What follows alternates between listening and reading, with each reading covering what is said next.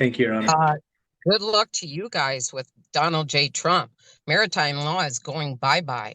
You're going to have to all relearn constitutional law. So this is under the assumption that you guys have personal jurisdiction and subject matter jurisdiction over me, right? Yes. I made sure I had another judge here to cover. So do not accuse me of thinking that you're sleepy or stupid. People Stop right there.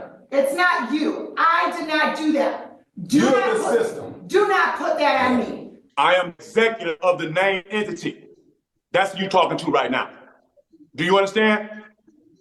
Hey guys, this is your proof of life. Sorry I've been away for quite a while there. I've been quite busy with a lot of other things. But anyway, lads and lassies, I have gathered together today for you. That sounded like a wedding. We have gathered here today to have a look at these morons. And that's exactly what we're going to do. I have a whole heap of sovereign citizen videos for you. Some of my absolute favorite ones. So I really, really hope you enjoy this one. My favorite one is definitely the one where the judge takes the legs out from under a guy who swaps out the word understanding for overstanding, and just the way she does it is so stone cold. And also from my understanding, I don't need a license to do that.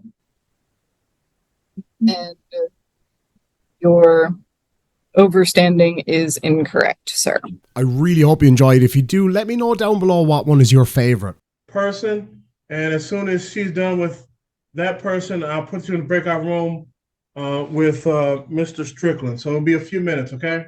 Okay, sir. I just want to let you know he's not consenting to do a video arraignment. So what is he consenting to do? I'm getting him his paper. Is there any paper clips or anything? Oh my God. Yeah. Yeah. Okay.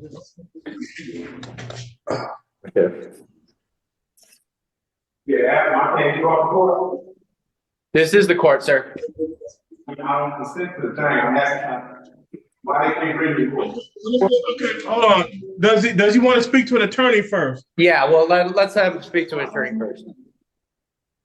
You have to speak to an attorney. You have to. Hold on. Mr. Strickland? Mr. Strickland, can you hear me? I don't need an attorney. This is the judge. Okay, Mr. Strickland. Open the door. Can you hear me?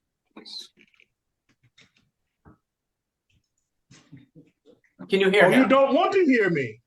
Sir, can you hear him? What? Mr. Strickland, this is Magistrate William Burden. Good morning. I'm going to ask you a few questions. Do you want to speak with an attorney? Who are you speaking with? The flesh and blood man with a name? Because that's what I'm trying to find out right now, Judge. Who are you speaking with? The name entity or the flesh and blood? I'm speaking to the person that's talking to me right now. I am executive of the named entity. That's you talking to right now. Do you understand? I am the executor of the named entity. I demand to be released on my own recognizance. I have right here, Judge. You see this, Judge? And then I also have a UCC1 in the name entity. So y'all trying to run a lien on the name, that's illegal. Who are you trying to conversate with? The name entity or the flesh and blood man? You tell me. I demand to be released on my own recognizance. I have a UCC1 here. I've laid claim to the name entity through the Secretary of State and the federal government. Here it is right here, the Secretary of State. Okay. Sir? It's right here, Lincoln. To the flesh and blood or the name entity. Sir, whether I'm talking to the flesh and blood or name entity, I'm talking to both of y'all at the same time. Do either of you want to speak to an attorney? No, sir. Okay. And I don't consent to an attorney. I don't consent to be in no hearing. Sir, I just asked you one question. I just need one answer. And I don't consent. Okay, I know that. So who are you speaking with? The flesh and blood man or the name entity? I'm speaking to both of y'all. I'm speaking to both of y'all at the same time. How about that? You can't. I Now, don't. sir, I know you want me to release you. Are Here it is. you gonna let me talk? Here. You Are see you it? gonna let me talk? Sir, Sir? are you gonna let me talk? I got some questions for you. I'm here without consent. Put the paperwork down, Don't sir. consent to this. I know you don't consent to this. You want the court to release you, is that correct? Yeah. Want to release you, the entity, or the person in the flesh? Which one? Flesh and blood man.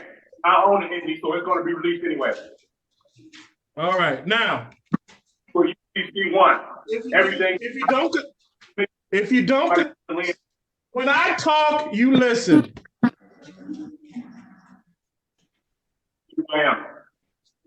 If you don't want to talk to an attorney and you don't want to be arraigned today, we're going to put you over to tomorrow. You understand that?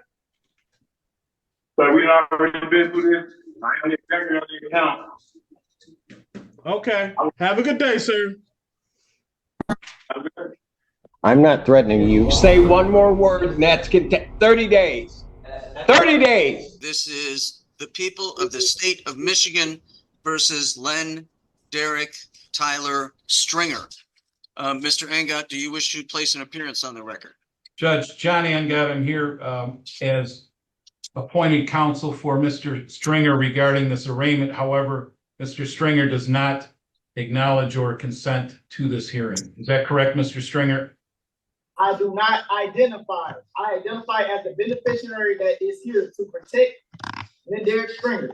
Very well, Mr. Stringer. The court is going to read the charge into the record since the formal reading is not waived. Mr. Stringer, it is charged by the people of the state of Michigan that in this city of Royal Oak, county of Oakland, and state of Michigan, on or about June 16th of 2024, you did knowingly make an open or indecent exposure of your person while fondling your genitals in a public area, contrary to the statute so made and provided at Michigan Compile Law 750.335A, subparent 2, subparent B. The court advises you that this is referred to as a Tier 1 offense under the Sex Offender Registry Act. If the victim is a minor, it is a Tier 2 offense. If you have a prior conviction for a Tier 1 offense, it is a Tier 3 offense. If you have a prior conviction for a Tier 2 offense. This is a high misdemeanor, punishable by up to 2 years in the state prison and up to $2,000. Also, a mandatory collection of DNA identifying profiling samples. There is a count 2 misdemeanor in that on the same date, you did knowingly make an open or indecent exposure of your person contrary to the statute so made and provided at Michigan Compile Law 750.335A, subparent 2, subparent A, commonly known as indecent exposure. At this time, the court enters not guilty pleas on both of these matters so that Mr. Stringer's presumption of innocence under the constitutions of Michigan and the United States are preserved. Sir, excuse me, sir. You have not talked to my beneficiary yet. You have not talked to the person who owns the estate yet. Mr. Angot, the court is making a notation of court-appointed counsel to run through the IDSO office, and that new counsel, as appointed by Mr. Mena, can make whatever judgments they wish to make and make any motions they wish to make at Mr. Stringer's first probable cause conference. Mr. Stringer, this matter is now being set for a probable cause conference. That will be on a new date. The law entitles you to what they refer to as a preliminary examination within 21 days of this arraignment today. If probable cause is either found or waived at that preliminary examination, the matter will be bound over to the Oakland County Circuit Court for further arraignment, trial, and proceedings. The court must now set bond in this manner. That's not intended to prejudge or punish you. You are presumed innocent, Mr. Stringer. However, the court must set bond in order to ensure your reappearance to court and afford any necessary protection for the public. In that regard, the court would first hear from Detective Keith Baringa of the Royal Oak Police Department. Then the court would hear from your attorney, Mr. Stringer. Detective Baringa, please proceed. personal bond? He currently has 2 warrants out of the state of Texas for assault and also in assault with injury to family violence out of Texas. He also has a lengthy criminal history out of Texas, going from as recent of these warrants, which were entered last year, back to around 2015, receiving charges for evading arrest and detention, unlawful possession of a firearm by a felon, assault, family, house member impeding breath or circulation, several other assault charges, a weapons charge, and then also like falsifying information or government documents. I'm not sure if that's just like a generic false ID case or not, but multiple felons out of Texas. I'm not sure how long he's been in Michigan. He has no current cases out of Michigan that I'm aware of. His criminal history, he has assault from 2019 out of Parkwood Woods, which looks like it was deferred as assaulting a public officer or obstructing, where he got served 9 days ago. And that is it out of Michigan. Anything further? So I would also ask that he not be allowed to return to any public or private pools in the city of Royal Oak or parks, grass areas adjacent to it. Or have not been continued to. Thank you very much. Mr. Angot. Judge, as noted by the court, the presumption of innocence is absolute at this point. And so we must start from there. Mr. Stringer, or the person purporting to represent Mr. Stringer, is a business owner.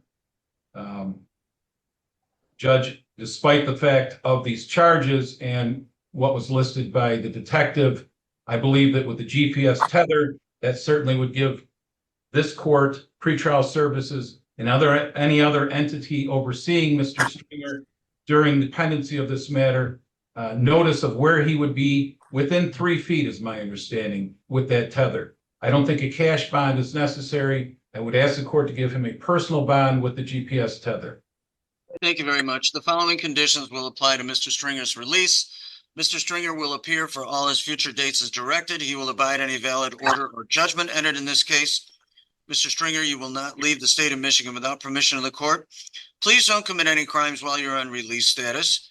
You will notify the court in writing of any change of address, telephone, or email. Mr. Stringer will be making reports to pretrial services, and they will supervise his release. There will be no use of alcohol, marijuana, or any other controlled substance without a valid prescription from a treating physician, and Mr. Stringer will abide a substance abuse testing and monitoring program. No purchase or possession of a firearm or other deadly weapon.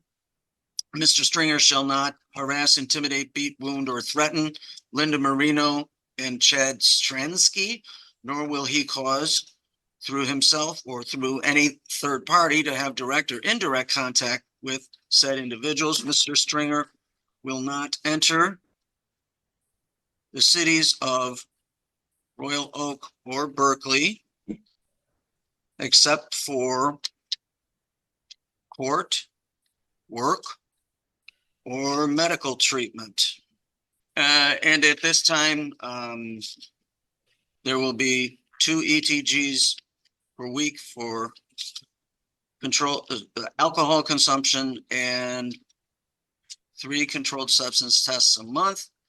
Given everything that's before the court at this time, the court will set bond in the amount of $50,000, cash or surety, no 10% allowed at this time. If Mr. Stringer wishes to bring various motions before the examining judge, and that could include a motion to modify his bond, that is his right and his privilege, but at this time, that is the bond as set by this court. Mr. Stringer, that concludes your arraignment, sir. Sir, so I can't get out on a personal bond? That's correct, Mr. Stringer. You cannot get out on a personal bond. 50,000 cash or surety with the appropriate conditions that were already listed by the court. That completes your arraignment, sir. Sir, so what is going on with what is going on right now? I'm sorry, sir? I'm being charged. I'm being charged with entity that is. Can you please move up so the court could hear you?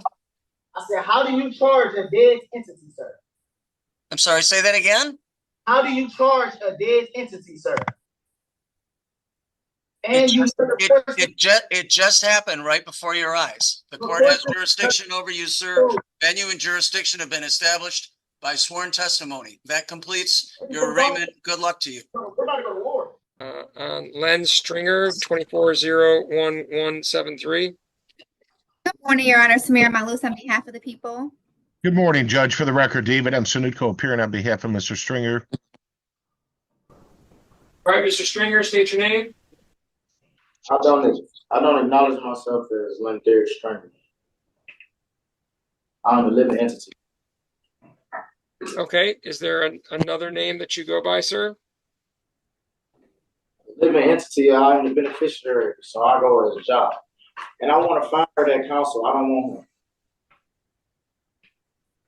All right, so there's a number of things to unpack here. All right, so let's walk through this.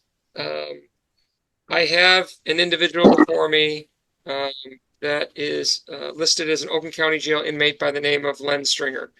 I have a case that's been assigned to this court that where the defendant's name is Len Stringer. Mr. Sunutko, are you assigned on this case? I am, Judge. Okay, and you were assigned to the Stringer case, correct? That's correct, Judge. Okay, so that's enough for me to conduct this hearing today. Now let's walk through this. Miss Montlewis, have you provided discovery to Mr. Sunutko? Your Honor, I didn't have an attorney listed. I believe if he filed, he may have received written discovery. I didn't have that in my information, but give me 1 second to confirm. I'm just going to make one click.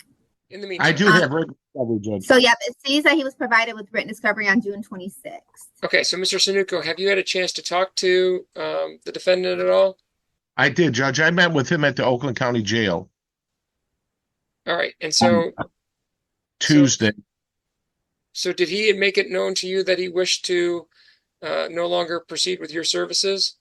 Judge, we discussed the case fully, and I had a lengthy phone call with one of his relatives, and it was my intention to ask the court to refer this to the Forensic Center for a competency evaluation. I do think it, given your experience and then your connection with him as well as a family member, plus the way the defendant has presented today, that a competency review is in order. And so I'm happy to move forward with that.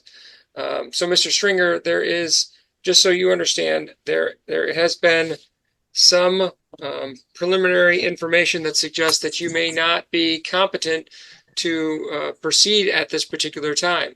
Whether that's a correct assertion is basically a decision that can only be made after an investigation is done to determine whether or not you can, that you understand the nature of the proceedings, that you can assist your attorney. We need to find those things out. And so, Ms. Montlewis, can you prepare an order for competency review? Yes, Your Honor. All right. I agree. I think that that's appropriate at this time. I recognize that the defendant has made a request to have Mr. Sunutko removed from the case based on the information, though, that I've sort of observed at this time, as well as information received by Mr. Sunutko. I remain unconvinced that those statements are anything other than a manifestation of what might be a competency issue. And so I'm gonna wait to consider that request until I can determine whether or not he's competent. If I would remove Mr. Sunutko off the file, if I would remove him off the file based on a request made by a person who's later determined to be incompetent, I think that would be a real issue. And so at this point in time, I'm going to grant the request. What label, excuse me, for competency evaluation.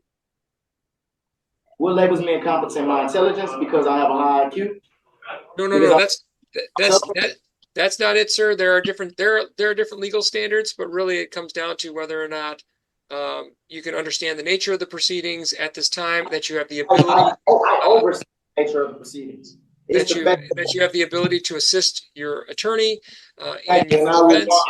to withdraw, sir. I do not want my legal counsel. Actually, he did not reach out to the person that my relative told him to reach out to my father, and he didn't do that. My father was going to tell him that we wanted him to withdraw. He did not reach out to my father. He only reached out to Stephen Taylor. Stephen Taylor gave him my father's number, and he did not do that. So I would like him to withdraw from my case, sir. I have no. So he isn't competent enough for me, honestly. So I do have, in addition to the information that's been provided, I have a recommendation for pretrial services that suggests that there are untreated mental health concerns, and the nature of his criminal history and criminal contacts suggests that there may be significant mental health, untreated mental health issues. So, Mr. Stringer, I've heard your concern at this time. I'm not going to grant your request until I get a better idea of what your current mental health status is. So the request at this time is denied, but I will consider it again after an evaluation is done. Hey, so who is the judge on my mental health? Because you can't obviously be a judge because, sir, I'm with my law, sir. So first off, I do not acknowledge myself to be Lindell Stringer, the corporation in capital letters. No, sir. I appreciate that, and that's why I let you make a record, and I appreciate that. I just, based on what I've seen, I disagree with your position right now, and we'll get you evaluated. You cannot. That's enough for now, and then we'll have you evaluated by the evaluated by the forensic center, and we'll go from there. Thank you, Mr. Zanuko. Bond is continued. Do we have a new date, Judge? We'll set it 90 days out. Very good. Thank you, Judge. Will now be on the record in Johnson, that is case number 2024 TR 22, State of Kansas versus Danny Johnson, County Attorney Jill Gillette for the state. Mr. Johnson appearing in person and pro se. Your name tag on your uniform says Johnson, so I presume you are Mr. Johnson.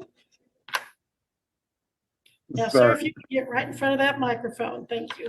Can you hear me? I can. Sir, Yes. you're charged in count 1 with speeding 82 miles per hour in a 65 mile per hour zone. That is a traffic infraction. It is not a charge that carries any jail time.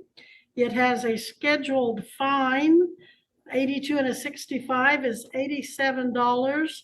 But then there's also 108 court costs. In count 2, you're accused of operating your motor vehicle without proof of insurance. Now, if you had insurance but just couldn't find it, you can get the proof to the county attorney and she'll probably dismiss that charge. If, in fact, it had lapsed or something was happening so that you didn't have insurance on the vehicle at the time being January 4th, 2024, that is a B misdemeanor. The maximum penalties as far as jail time would be 6 months, although probation is usually granted. There is a mandatory minimum fine the court must impose of $300, but it could be as high as $1,000. You do have the right to hire any attorney of your choice. If you cannot afford an attorney, you can apply and see if you qualify for court appointed. You can waive your right to counsel and represent yourself. Another option, you might be able to apply for diversion. That is where you apply, and if the county attorney approves you for diversion, you would pay agreed upon fines, costs, get your insurance current, and pay a diversion fee, and she'd dismiss the charges and keep them off your record. If you want to talk about diversion or anything else with your attorney, you certainly will have the opportunity to do that. Your pleas, you have a choice of pleas. You can plead not guilty and we can set this for trial at a later date. You can plead guilty, admitting the charge, and we would proceed with sentencing. Or you could plead no contest, which is neither admitting nor denying the charges, but you'd still most likely be found guilty and we'd proceed to sentencing. If you want to look into diversion, we'll enter a not guilty plea to give you time to do that. You can always change your plea, but once you're convicted, pre-trial diversion is off the table. So probably not eligible for diversion based on his driving record. oh, okay. Well, do you want to talk to an attorney then and discuss whether or not you have a defense? Or? No, Your Honor, I would like to request a declaratory judgment due to there is no agreement for my performance under any agreement or commission of this court. Well, I don't need an agreement from you, sir. So if I were... Well, Your Honor, I simply do not understand the nature and cause of the accusation with regard to the jurisdiction of the venue and nature of this action until the prosecutor properly alleges them there. I cannot enter a plea to the charge until I have the opportunity to raise a meaningful defense on my behalf. All right, I will then, since you cannot enter a plea today, I will enter a not guilty plea for you and give you time. I object, Your Honor. I object to you entering a plea to me because I must understand the nature and cause of these accusations. So I do not agree to you entering a plea on my behalf. Well, your position is taken and I'm still going to do it. I will note your objection for the record, but I'm going to enter a not guilty plea. Well, I object to you entering Your a plea objection on my is behalf. noted. Your objection is noted, and if the time comes, you can appeal that to the Court of Appeals. Now, on the issue Well, of who is, attorney, Your Honor, I would like to ask, who bring these charges against me? I should have the right to all question. right, we're not going to have this debate right now. I've told you your charges. I've told you the state of Kansas has filed those through its attorney, Jill Gillette.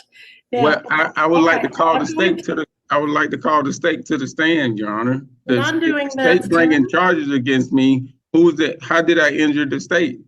All right, this is your first appearance. I advise you of your rights. I advise you of your charges and possible. Your Honor, I object to the proceeding, for I do not know the nature and cause of the I'm proceeding. entering a not guilty plea. Missy, when is I object to you entering I object to you entering a plea on my behalf. I do not grant you that right. Missy? You're supposed to act as a trustee. Sir, you need to stop. You're being in contempt of court. You need to stop or I'll have the officer assist you in stopping. Missy? Well, Your Honor, I would like to also bring to September according to USC 12203. Deputy Miles, and also could you, Article 3, the judge must operate in good good behavior. So therefore, if you're making a threat towards me, then Deputy, that's if he's going to urging keep me to being perform in your contentious, I'm going to court. have you take him into custody on contempt. Then that would be illegal search and seizures, Your No, Honor. it wouldn't. You need to go back. It will. All right, It's Missy. false I imprisonment. want you to stop talking or you can go upstairs to the county jail. Now, do you want to go to jail tonight? Your Honor, again, Title Deputy 42 Miles, could you come in and USC assist the defendant? September 27th at 9 o'clock will be the court date. September 27th, you said 9 o'clock? Yes. 9 a.m. You must be back here, sir, in person at the courthouse, or you will be arrested for failure to come to court. Now, that deputy there is going to take you into custody if you cannot control yourself through the remainder of this hearing. I'm not doing anything. I'm just enforcing my right, Your Honor. All right, so your first right is to have a hearing date, and that is September 27th, 9 a.m. The second Your Honor, I also have a right to understand the nature of this. I have a right to understand the nature of the If cause. you don't want to listen to me, you can go to jail. Do you want to hire an attorney or apply for court appointed? No, I do not. I don't need to hire an attorney, Your Honor. You want to represent yourself? I don't need to hire an attorney. I would like for you as the judge, Your Honor, to explain to me the nature and cause of the. All right, I'm not going to appoint an attorney if you don't want me to. If you want, you said you don't want to hire an attorney. If you want to apply for court appointed, the officers have forms there that you can fill out. If I you just don't want to fill them understand the out, nature I'm and going- cause. If you don't want to fill one out, I'm going to assume you don't want an attorney. And then if you come to court September 27th at 9 a.m., you're going to be representing yourself if you don't hire or apply for court appointed. And so you've got the third issue. Does he have a bond? Looks like you do, because you failed to appear February 27th at your first appearance. So bench warrant was issued, bond was set at $1,000 cash for professional surety. Looks like that was posted. Looks like you made a cash bond of $1,000. Does that sound right? You put up $1,000 cash back in July 12th? I'm still trying to understand the nature and cause of this allegation, Your Honor. I will continue your bond unless you get yourself hauled into jail on contempt before you leave. I will continue your bond with the condition that you reappear here in person at September 27th at 9 a.m. So you've got your court date, you've got your bond, and we've talked about your lawyer. Now, you're wearing a U.S. Army uniform with the name Johnson on it. Are you in, or have you been in, the United States military? Your Honor, I'm still trying to understand the nature and cause of the allegation, Your Honor. All right. If you can leave the courthouse now without any further disruption, I will let you do so. But I'm going to have those officers escort you to make sure you do so. So, Ms. Gillette, anything further? Your Honor, it is your oath to explain the nature and cause of the allegation against me. Are you failing to do that? All right. You can either walk out the front door with the officers, or you can walk upstairs to the county jail with the officers. The choice is yours. Either leave. Your Honor, I'm trying to understand. Or leave disruptively. I'm not being disruptive. I'm just trying to understand the nature and cause of the charge. All right, officers. I'm gonna close. What am I doing? I'm sitting here trying to understand the charge. If he gives any more grief. All I'm asking is to understand the charges. This is for the record. You said it's for the record, so I'm trying to understand what am I being charged? The charges. Goodbye, sir. I just want to understand the nature and cause of the charges, Your Honor. That's all I ask. It is your oath to give that. With you. If you tell me what kind of questions you have, I will be happy to answer them. But I've already told you. Okay. Under what jurisdiction is the charges being brought to me under? All the State of jurisdictions. Kansas is charging you All with of them. speeding 82 and a 65 and operating in a motor vehicle without liability insurance on January 4th, 2024 in Greenwood County, Kansas. You failed to appear for your first appearance, and a bench warrant was issued, and you were arrested, and you made a bond of $1,000 cash or surety, posting a cash bond. Now you have to go to court, and you have to answer those charges. You can Your Honor, have a trial if you like, and the burden will be on the state of Kansas to either prove or disprove. If they can't prove it beyond a reasonable doubt, you're let go. Well, I'm still trying to understand what jurisdiction am I being charged under, Your Honor? That's all I'm trying to understand. You're being All the charged under the All of jurisdiction of the state of Kansas under its criminal law. But according to the Constitution, there are only two All right, jurisdictions. we'll have that on a later date. We'll be at recess, officers. Please escort him one way or the other, depending on his behavior. But I'm still not understanding what you're charging me with. Goodbye. We are adjourned. But if she's the judge, I'm supposed to have clear and concise of what I'm being charged with. I'm not giving y'all a problem. I'm trying to.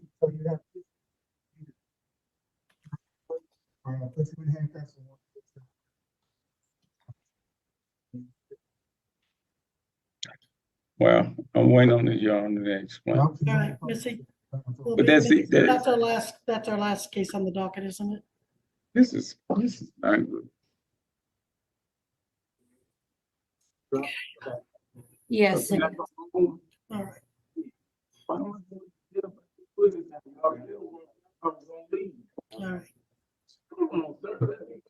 Ms. Gillette, I'll see you at 3:30 docket. Your Honor, can I please go home? Your Honor, can I please go home? I'll leave. All right, well, Can I go home? I left it up to them and I left it up to you and then they were to behave accordingly. In my hearing room listed as Ryan Hart. State your name for the record, please.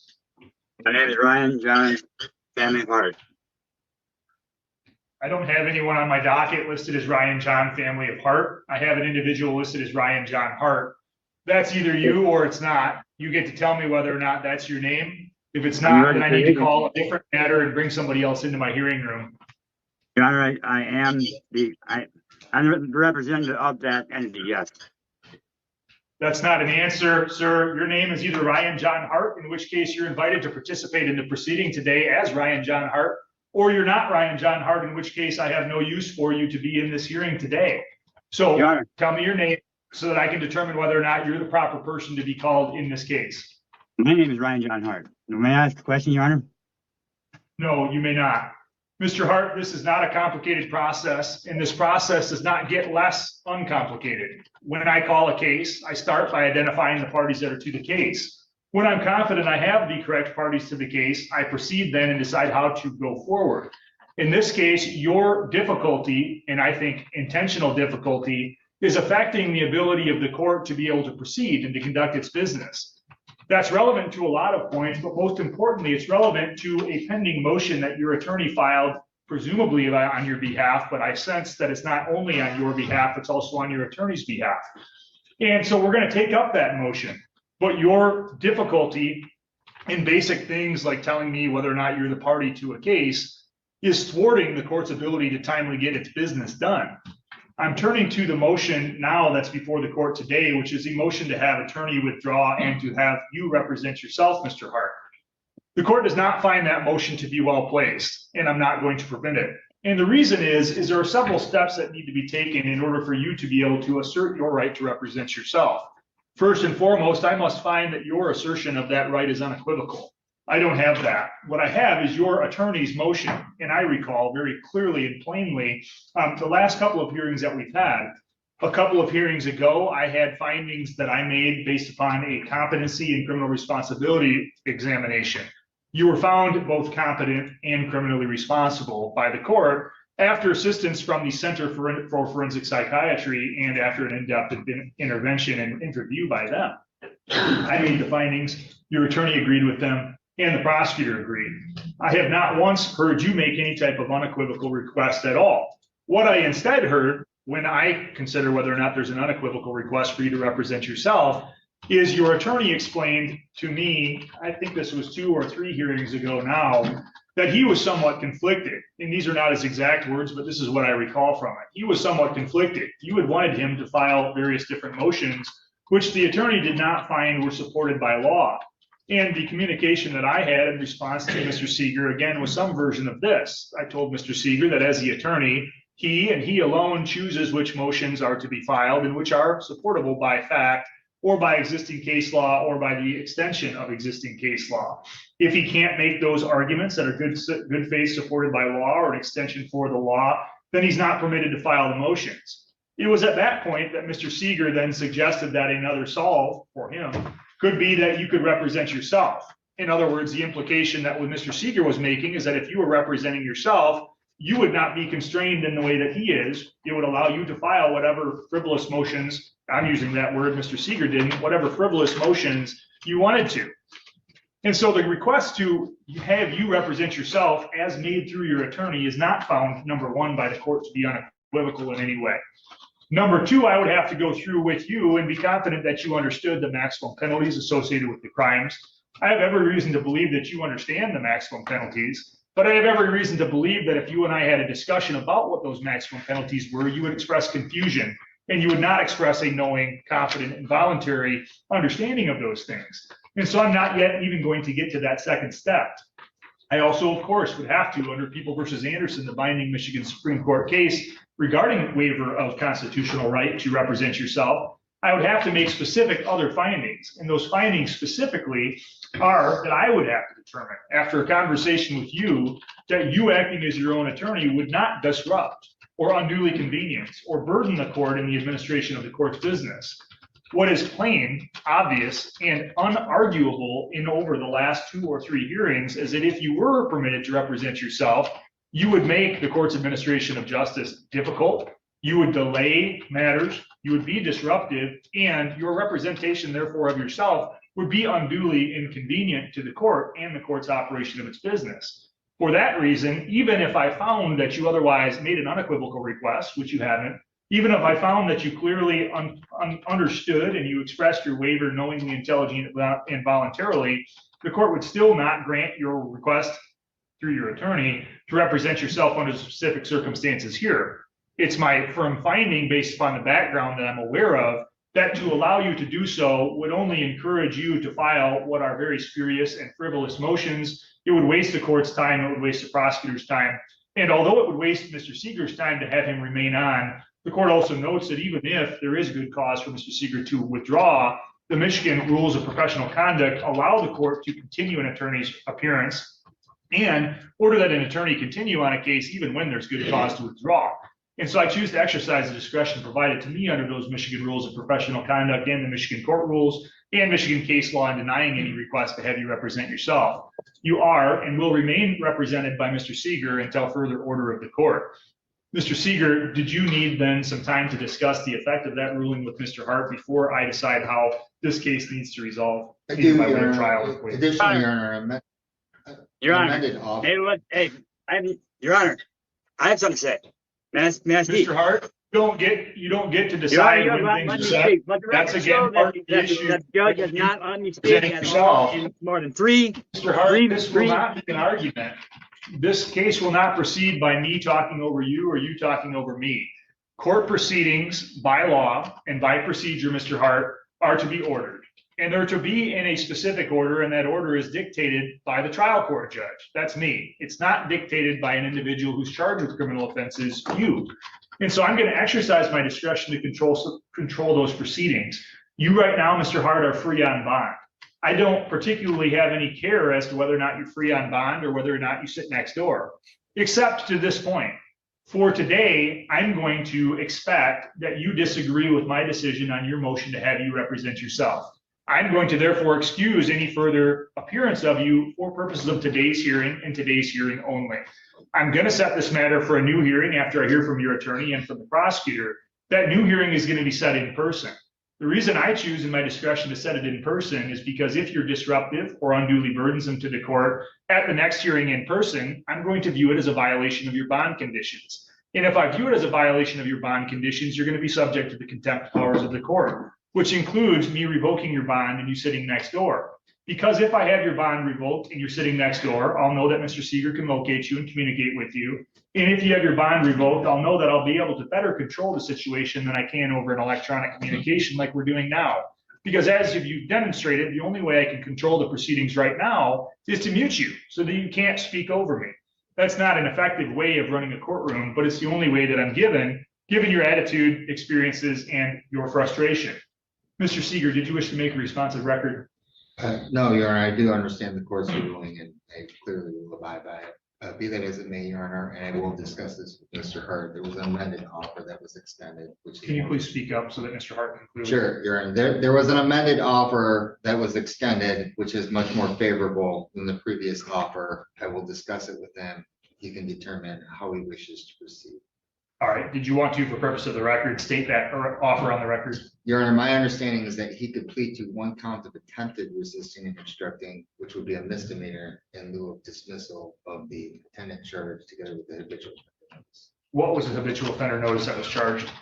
It was I don't have it in front of me, Your Honor, because I just had the motion. Your Honor, he's subject to a habitual 4. I believe it's on the information. And I just didn't have the file in front of me, but do you disagree with that, Mr. Seeger? No, Your Honor. All right. So, Mr. Hart, it's very important that you not only hear the offer that's been made as an offer to an attempted resist and obstruct charge for dismissal of the existing charge as well as a habitual fourth. But it's fundamentally even more important that you talk to Mr. Seeger about that. He can give you advice. You ultimately get to decide how to proceed, and it does not matter to me how you proceed, so long as you proceed with the understanding that court procedures require structure, and that structure will be followed by you and by anyone else that's in this courtroom, or there will be alternative options considered by the court. Mr. Ziegler, anything further on any of that the people would like to offer? No, Your Honor. No, sir. All right. That is the person that I was given to use in this life. And that proper style is upper lower case in accordance with SPR 89363, which is a court order to full faith and credit. I'm going to speak one more time, and then I'm going to allow a response. The answer is either going to be yes or no, and the answer to that question will determine whether or not you're involved in this hearing or not. But I don't allow ridiculous comments to be made, and I don't allow litigants to control the method of this court proceeding. Instead, I ask simple identifying questions because I've just called the case, and the case is called Katrina Thompson versus David Thompson.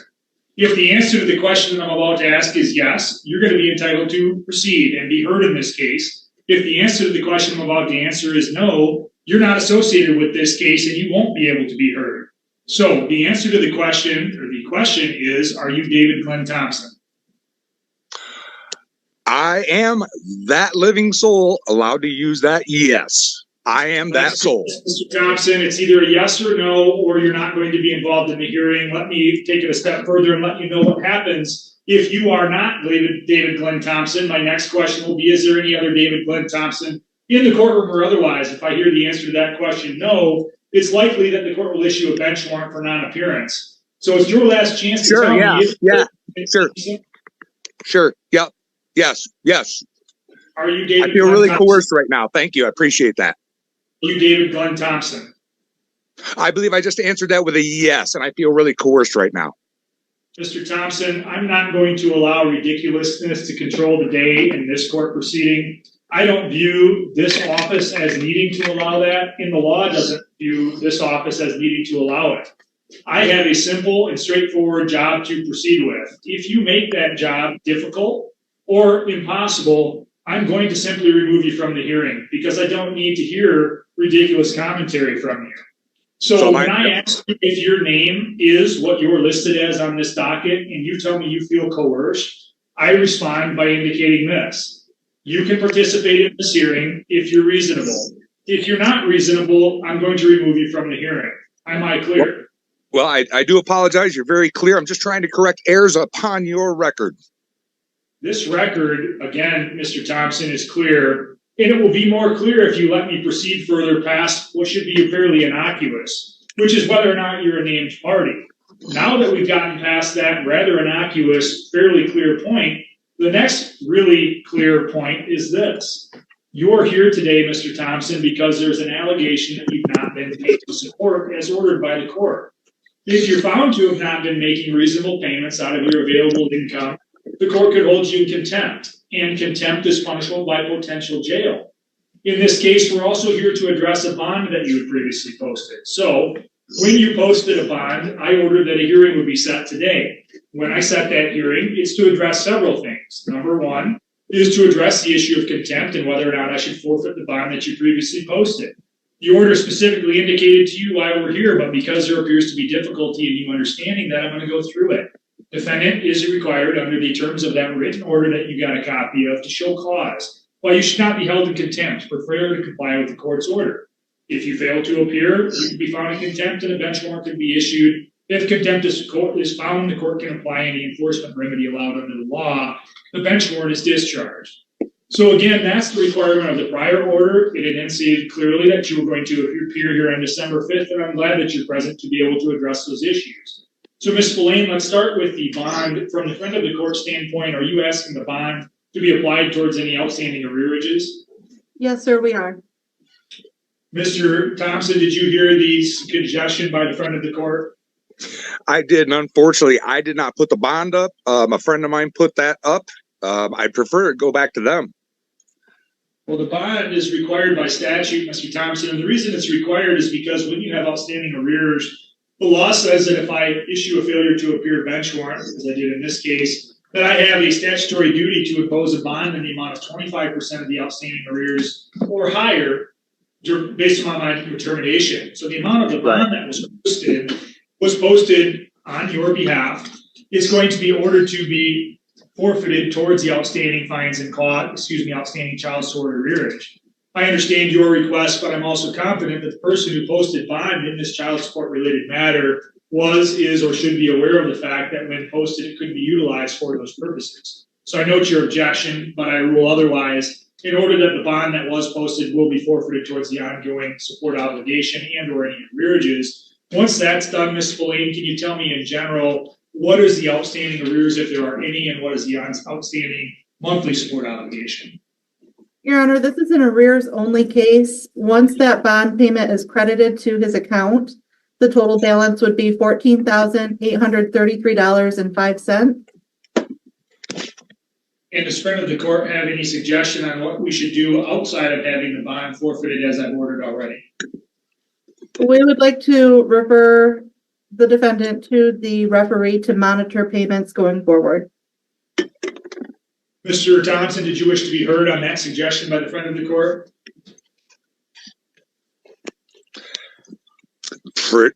I don't even know what to say.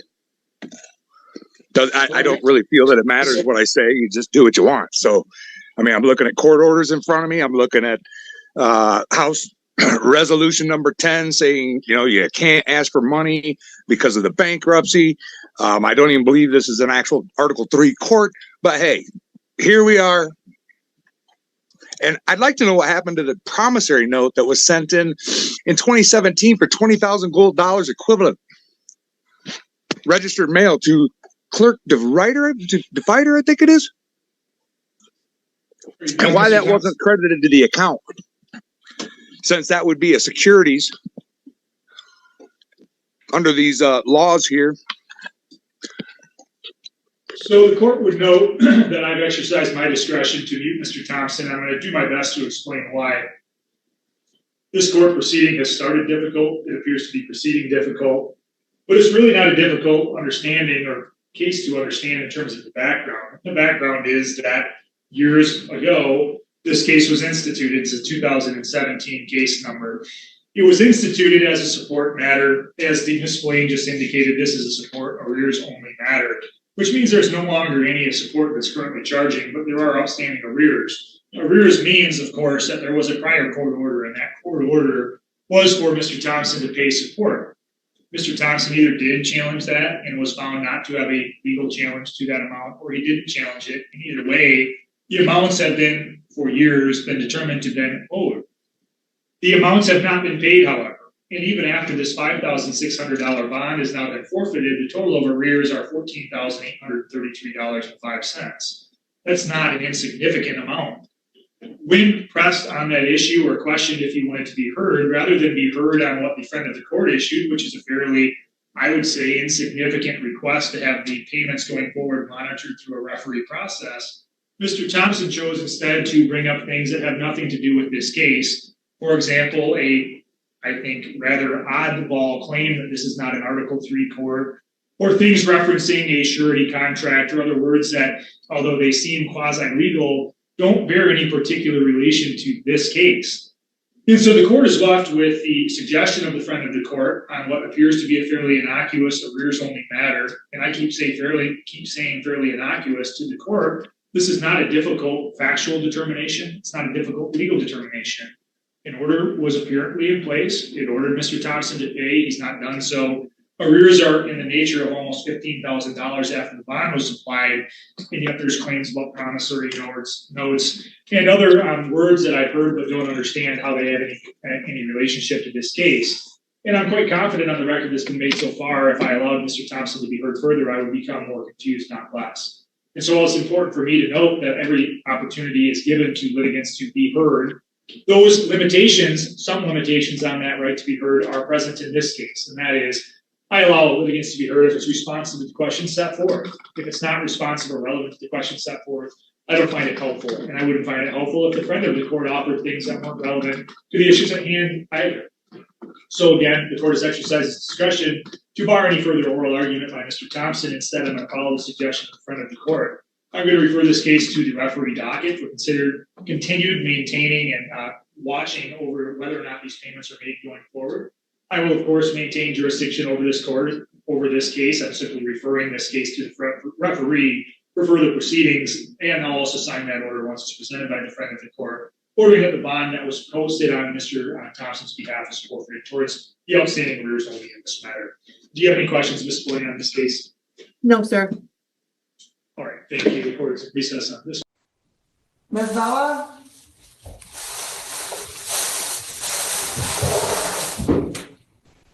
Ms. Zella, can you please place your appearance on the record?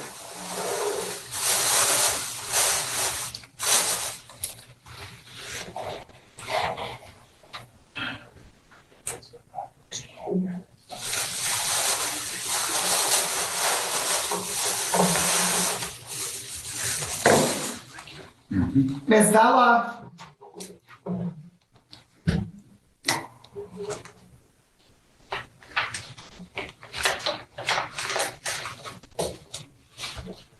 Okay, counsel, your Mr. Pervin Keller, your name for the record, please. Good morning, Your Honor. Yvonne Parabon Keller, P84328, appearing on behalf of Mr. Bradley Peterson, who is present today in the courtroom. All right, thank you. And Mr. Peterson, for the record, please. Bradley Thomas Peterson. All right, thank you. And Ms. Bella, your appearance for the record, please. Good morning, Your Honor. Michaela Vella on behalf of the people, P87185. All right. And so today is the date scheduled for a probable cause conference in this matter. And counsel? Your Honor, I had the opportunity to speak with Mr. Peterson in the breakout room, and this is something that the court may be aware of, and I am not. Mr. Peterson had recently come out of being incarcerated for the purposes of these proceedings. He got out on bond, and that was arranged. Mr. Peterson and I had discussed a number of things in the breakout room. We discussed going forward with strategy in this case, and Mr. Peterson had informed me that he had filed a motion with the court to remove the judge from this case.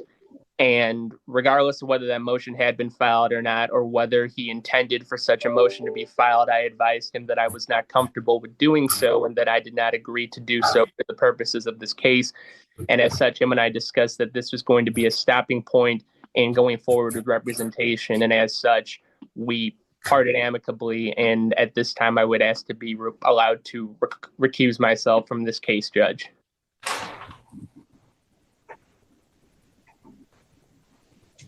So you're all right. So counsel, you are asking to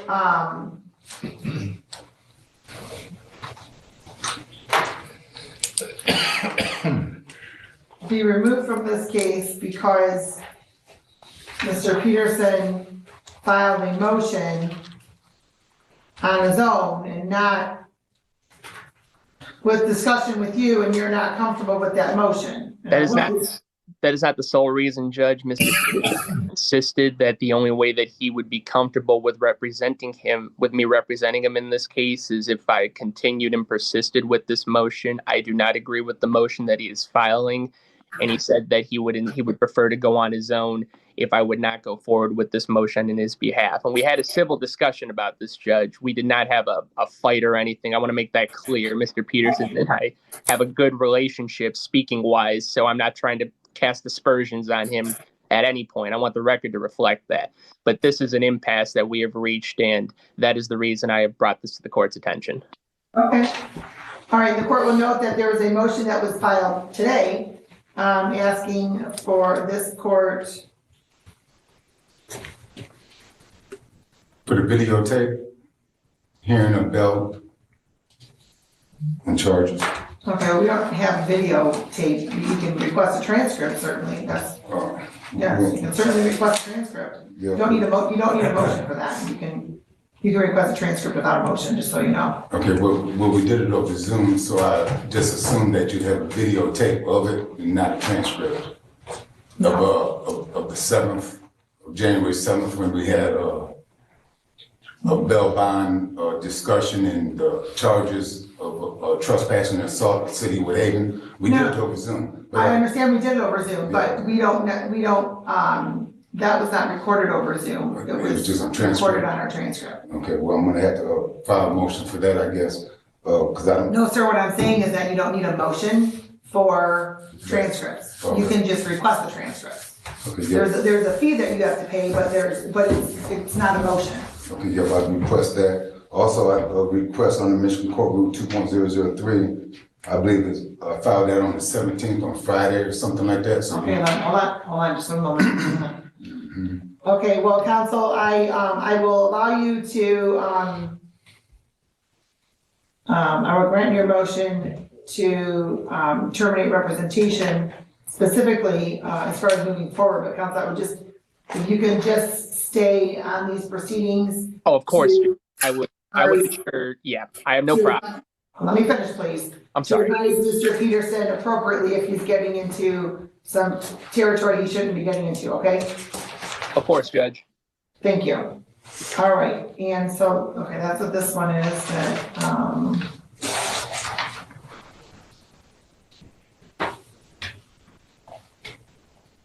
okay, so this seems to be, so the motion you filed today, sir, is regarding the Zoom video that does not exist, but the transcripts you can certainly request, correct? yes. That's all of this one, okay. So let me make a note on here.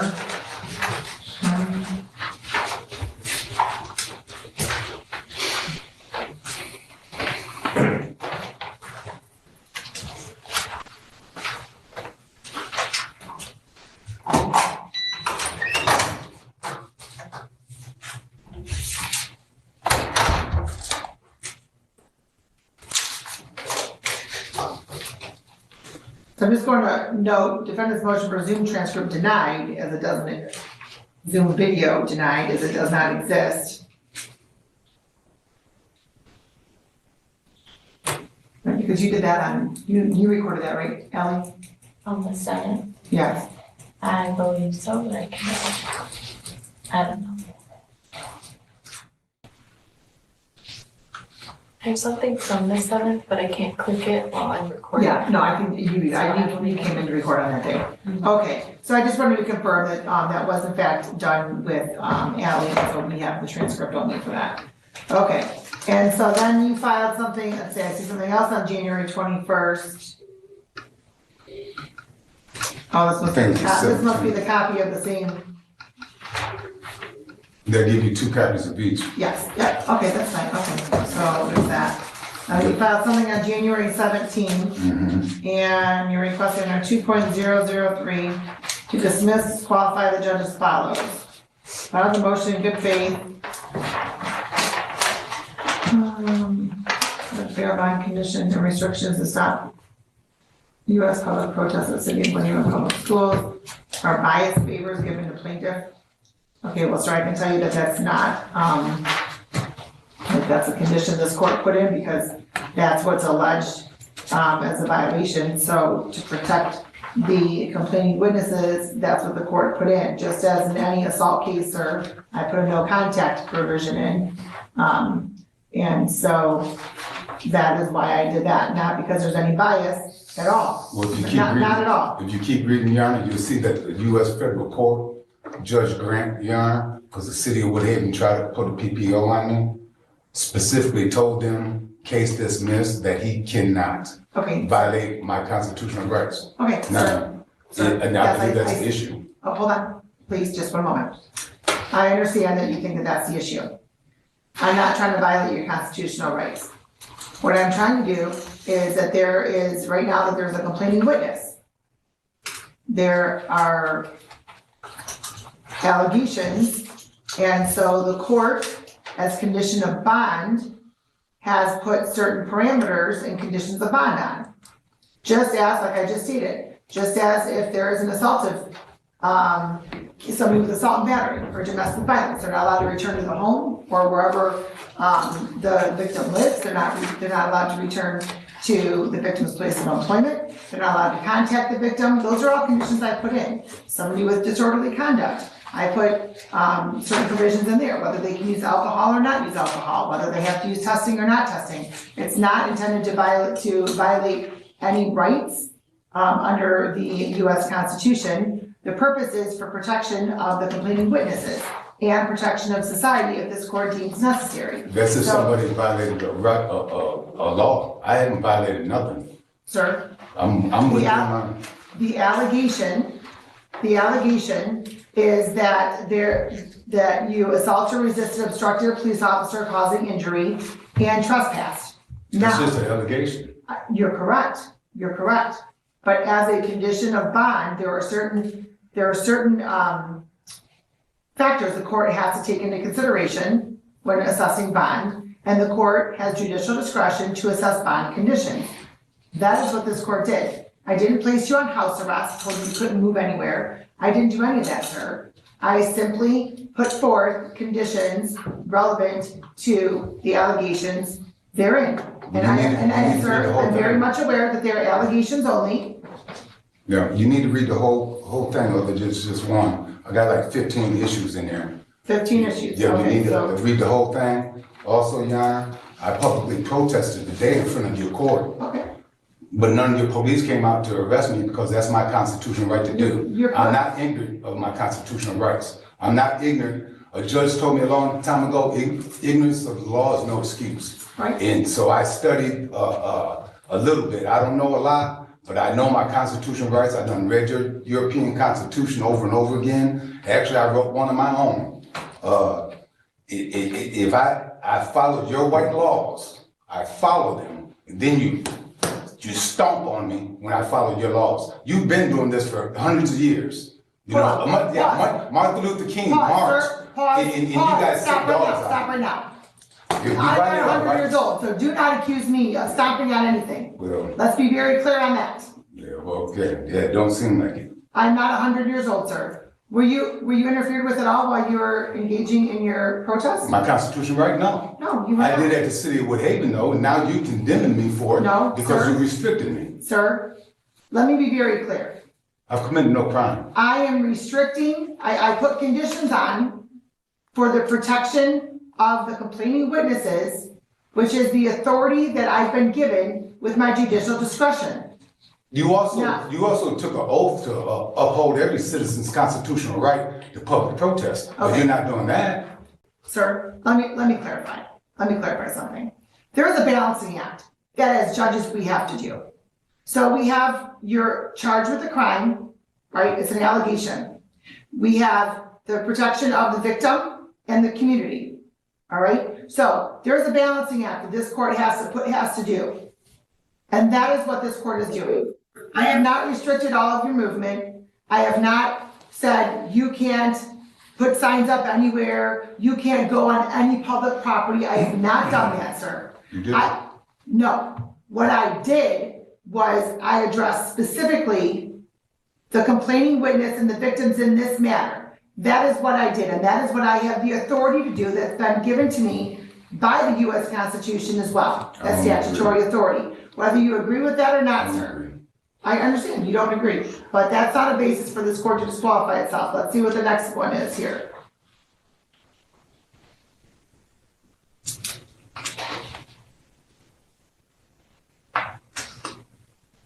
Okay, I don't know what bias favors are.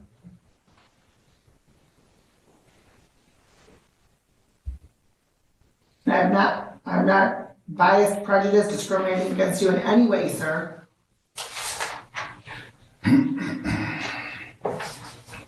That's your opinion.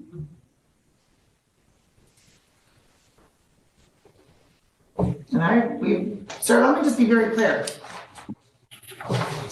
The court has not infringed on your First Amendment right of free speech. What it did is it put in protections for the victim in this matter. I'm the victim. I'm the Which this victim. court has every authority to do. I'm the victim, and you're not recognizing that. I just protested in front of your courthouse and it was okay. You should have arrested me then. When I go to your So I schools don't and have your arrest Wyandotte, powers. when I go to schools and your Wyandotte, you should arrest me, but Sir, you're not going to. It's I my do right. not, let me just clarify. I, as a judge, do not have the authority to arrest you myself. Well, they don't either. They took an oath to uphold my civil rights, whether they like it or not. Sir, did anybody arrest you here? You weren't supposed to. It's my constitutional right to do. Just like in the city of Woodhaven. This is what I'm trying to get through to you. You're trying to say, no. There's allegations against you that you did this, and this. I'm trying to tell you I exercised my constitutional rights and they violated me. I'm the victim. And sir, that is everything that will come through discovery and whatnot. At this stage, this is considered pre-trial. I know what this is. So I've been through your system before. So also, Your Honor, I've asked if you don't dismiss yourself, I'm asking for another judge to hold. Just one moment, please. This court, sir, has to take the allegations and there's a process. Like I don't know it. I know your process. I've been down your roads before. But I don't know I'm what 15. roads of mine you've been down, sir. I'm 15. But you've been here, excuse me. You've been here in this court a number of times Yes, as I have. other matters have been disqualified. Yes, I And you have. have been treated with respect and fairness. And I believe you've even stated that That's not yourself. all entirely true. Hold on, sir. I believe you've even stated that yourself. Yeah, but that's not all entirely true. You wasn't here to dismiss the posted signs, was you? You should have been here when the prosecutor dismissed City of Woodhaven posted signs. What? You didn't show up then. Hold on, sir. I don't even know what one that is you're talking about. Well, there was the one that we was going through and postpone. The City of Is that Woodhaven the wrote federal one? violation. No, they wrote violations, for posted signs in this case. In other cases, because I was protesting in the City of Woodhaven. Okay. But on the day that you were supposed to be here to have that case dismissed, another judge took your place. You think I'm sleepy or stupid? I'm not. But I'm 15. Stop there right now, sir. Stop there right now. I don't think you're sleepy and I don't think you're stupid. When was that case? The one that you're talking about that I had another judge sitting for me, when was that case? That was, I don't know the exact date of it, but I know the case was dismissed by a prosecutor. Was that about a year ago, sir? It was last year. Last year. Yeah. Okay, well, the time that I had somebody sitting here in my place was because I had to go to Illinois on an emergency basis because my father had a stroke. Oh, my fault. So instead of having everything dismissed, I made sure I had another judge here to cover. So do not accuse me of thinking that you're sleepy or stupid. I made sure that there was a judge here to cover it anyway. So whether I was here or not is irrelevant. The case got dismissed from the City of Woodhaven. But anyway, That's I'm 15. I'm 15. The defendant under Michigan Court Rule 2.003 requests a hearing by a district court chief judge in case if judge refuses to dismiss herself from this case. I know I have a constitutional right. If you don't dismiss yourself, I have the right for another judge to look at it. This way, it's impartial. It's where another judge can look at it and not just yourself. And apparently, you want to hold this case for a reason. And I believe that you in the City of Woodhaven, the state of Michigan is in conspiracy. You know what I mean? You guys can say I'm crazy or not, but that's what I'm seeing. Because if you're fighting so hard to keep this case in your court, there's something wrong. Something got to be wrong. You already violated my constitutional right to public protest at the City of Woodhaven because of allegations that I committed assault against the police officer. You guys don't even know me. Sir, okay, stop right there, please, just one moment. So, I'm not fighting to hold on to this case. I was assigned this case by the State Court Administrative Office. Now, I'm also elected to preside over cases. So, unless there's a valid reason for this court to disqualify itself, I am obligated, whether I want to or not, to sit and preside over the matter. I am the chief judge of this court, and so I don't find that there is a basis at this point for me to disqualify myself. However, you certainly have the right to request the State Court Administrative Office can review that. That is absolutely your right. That's how that gets reviewed. Well, yeah, I want another judge to look at this because if you don't want to dismiss yourself from this case, we got a problem right there. Because There's not a problem, sir. I have a responsibility. With the city, whatever. Sir, I have a responsibility.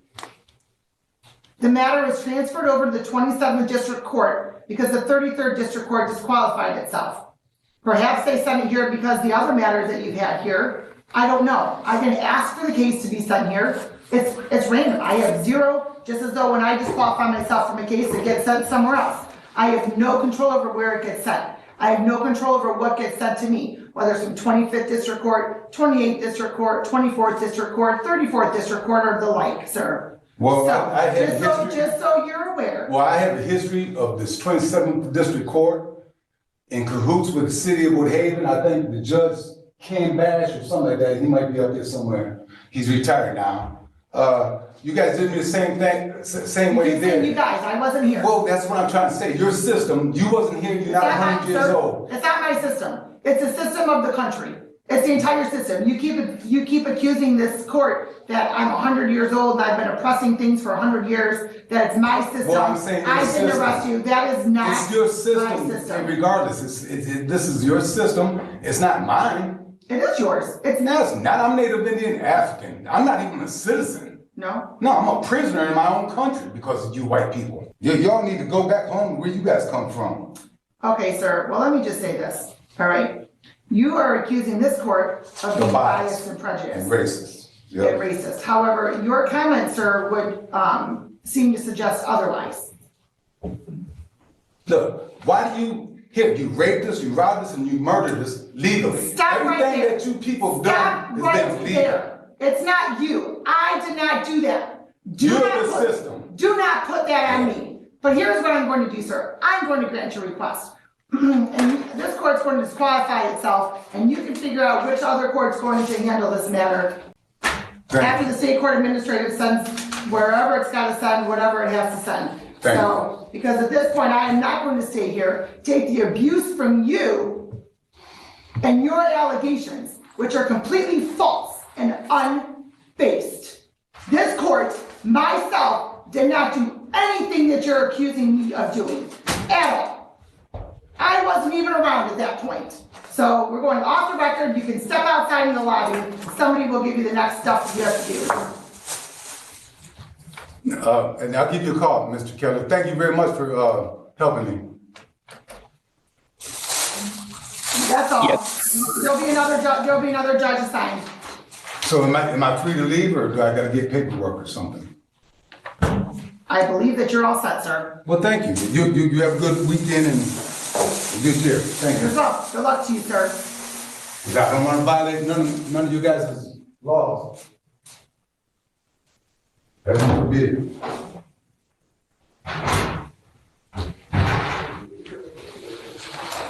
Okay, I have to wait to write this file. All right, counsel, so there's that. So it won't be this court anymore.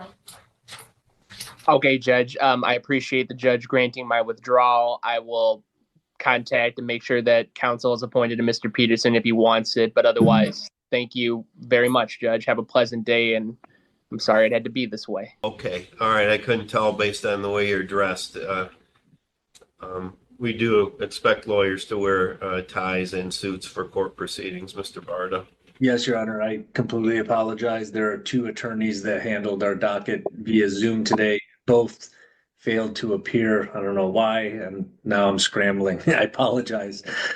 Okay, all right. Is Ruth Conway present? Yep. Okay, good afternoon.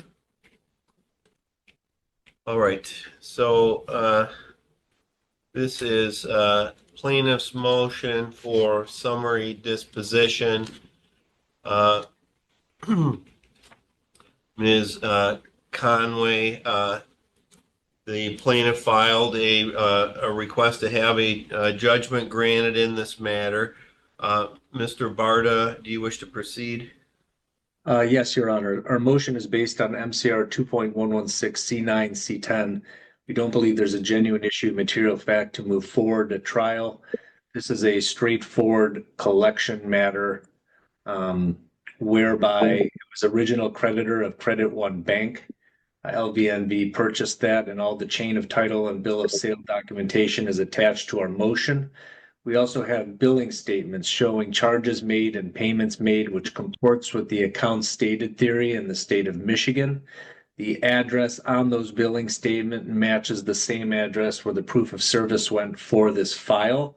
And we also have an affidavit from our client stating how much is owed at this time. Defendant not only failed to file a response to our motion for summary disposition, but also failed to file a counter affidavit, which is required by court rule. And even looking at her answer, all she states is she doesn't believe that this is her debt. I believe that plaintiff has provided proof and has established that this account was the defendant's, and I don't believe there's been there hasn't been a defense raised to be able to prevail at this time. Plaintiff respectfully requests that our motion for summary disposition be granted. Okay. All right, Ms. Conway. So I have this motion for summary disposition that was filed by the plaintiff back on December 17th. I don't have any written response that was filed by you. I see you're holding up some kind of a receipt. I don't know what that's a receipt for, but we did receive your answer to the complaint. What date is on that receipt that you're holding up, ma'am? October 29th. Okay, so I think you're referring to your answer to the complaint that you filed in this matter, which was dated, let's see, which is dated October 28th. So I'm guessing that what you're holding up is verification that you filed an answer to the complaint. However, there was a motion for summary disposition, and basically I what never the got that. I never got that. Ma'am, hang on. You need to listen while the court's talking, and then I'll give you an opportunity to talk afterwards. So there was a motion for summary disposition. That's a request for a judgment, and it has an affidavit attached to it, and it has bills showing that you had a Credit One credit card and that you had made certain charges. It looks like there's charges to Meyer and Mason. There's charges to the city of Mason on the credit card, Dollar Tree, and Celebration Cinema. And what the plaintiff has indicated is that that Credit One account was purchased by LVNB Funding, the plaintiff in this case, and that based on the fact that you had used the credit card and you had made payments on the credit card under Michigan law, that's a cause of action for account stated, and you would have an obligation to file an affidavit indicating that those were not your charges and you did not have an account with Credit One, and you've not filed that. Is there anything you would like to tell the court, ma'am? This is the time for you to make your response. Okay, I'm making this statement. I am here under duress. I have formally put in a formal complaint to the Consumers Finance Protection Bureau. I don't know who LVNV Funding is. I have never heard of them in my entire life. This law firm has done nothing but harass me with document after document. I had 3 collection agencies approach me on this matter. I contacted the other 2, told them exactly the same thing I told this firm, but this firm has continued to harass me. I have made that formal complaint to the Consumers Finance Protection. Whether they protect me or a loaning institute is another story. I am here under duress. I live on Social Security. I will be 69 years old in the fall, and I do not have a job. I do not work. I have 14 grandchildren. I'm a mother of 5, and 2 of them are veterans of the United States military. I help with my 14 grandchildren. So I don't have a job. I will collect Social Security. Okay, let me ask you this.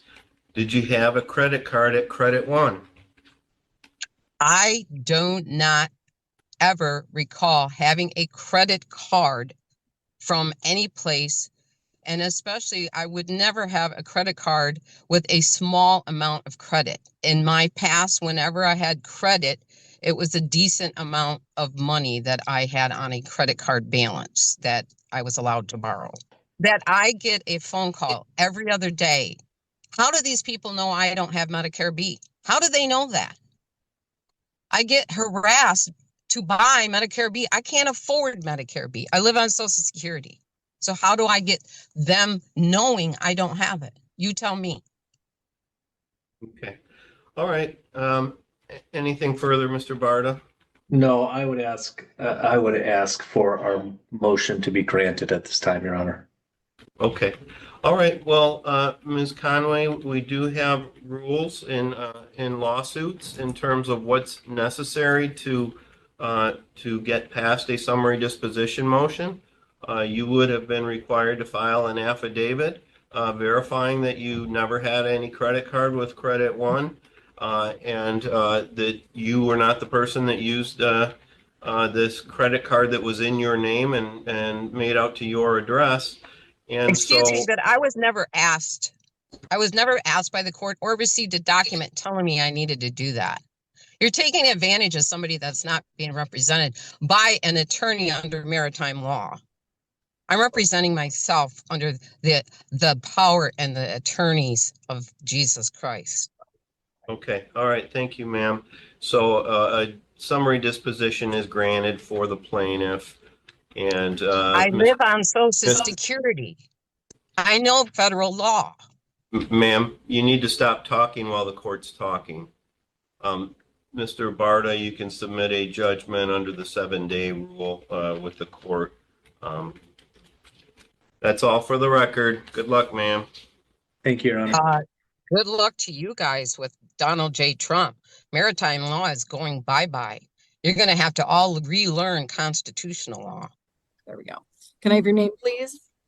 For the record, my name is Thomas Stiver II. I'm the natural person, I'm the living man. How we doing today, Miss Braley? We are upright, if nothing else. So, okay.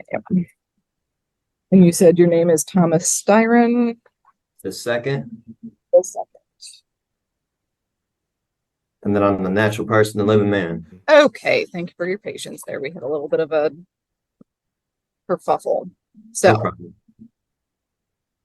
recalling case number 19S00472, that is the state of Michigan versus Thomas Ulrich Styron, the second, you said, and also calling 24W001025, that is the township of Ypsilanti, also versus Thomas Ulrich Styron. So state your name for the record. So, for the record, my name is Thomas Styron II. Is not the name you have attached to this case is not me. I believe that's a state created entity, Your Honor. And I'm not, me being a living person, I don't, my name is in proper punctuation. I don't have a all caps name, nor. Okay, I'm going to cut you off right there. Okay. I don't have no, sorry. I don't have no contracts with the state of Michigan at all, period. And so I was wondering about personal jurisdiction, subject matter jurisdiction in regards to this. Okay. And you can continue to wonder about those at the moment. What I am doing, you have a show cause hearing on the matter ending in 472, which is the retail fraud charge. I'm showing a balance of $210 on that. And then what you're being arraigned on, that is what I am here to explain the charge against you, is a citation issued on April 2nd, 2024 at 9:24 in the evening. That charges that you operated a motor vehicle on North Ford Boulevard at or near Russell Street with no license on your person. Do you comprehend the charge against you? I do not. I don't even own a license. I canceled my license years ago. Okay. So what you are being charged with is operating a motor vehicle without having a license on your person. So I'm not asking if you agree with this. I'm not asking if you have a license. I'm asking if you understand the words coming out of my mouth as far as what this charge is. The charge is accused me of not license. having a driver's license on my person, correct? Correct. Well, from my understanding, I need a driver's license if I'm in commerce. I was traveling home. Okay. I wasn't doing business at all. And also from my understanding, I don't need a license to do that. And your overstanding is incorrect, sir. But we are not going to get into that for now. You are saying that you have understood the words as far as not having a license on your person. It is a misdemeanor charge with a maximum penalty of up to 93 days in jail, a $500 fine with court costs, or both. So this is under the assumption that you guys have personal jurisdiction and subject matter jurisdiction over me, right? Yes. So at this time, the court is going to set a pre-trial date for you. That will be before Judge Washington. ma'am, can we prove the jurisdiction first before we go ahead with setting a trial for that entity or a pre-trial for that entity? I hear you. And at this point, you are appearing in front of the court. You have put your name on the record. And yes, we are setting a pre-trial date for you. I did put my name on the record, and my name that I put on the record is not the same name that you have attached to that case. And you can provide documentation of such at your pre-trial date, which is going to be June 26th. So the documentation that I have published, recorded the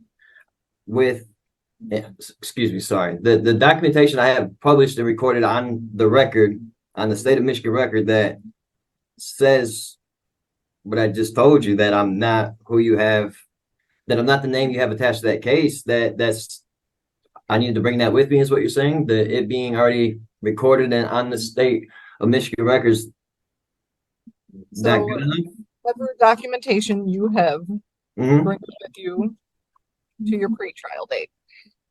That is what I am telling you, yes. So.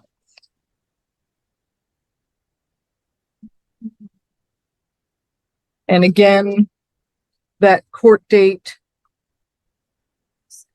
June 26th. Okay, will be June 26th at 9 a.m. before Judge Washington. The court will enter a that you are standing mute to all charges at this time.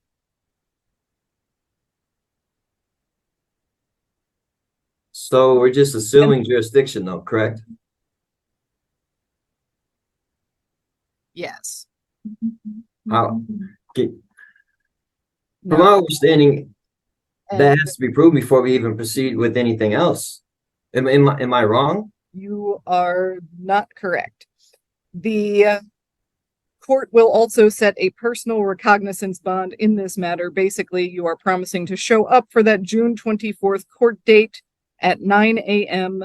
over Zoom before Judge Washington, where you will have your pretrial. Okay, so at this point, your hearings are concluded. You are free to stand up and tell the jail that you are finished. Well, guys, thank you so much for joining me. I really hope you enjoyed the video. If you did, hit that like button and we'll catch you in the next one. Slán.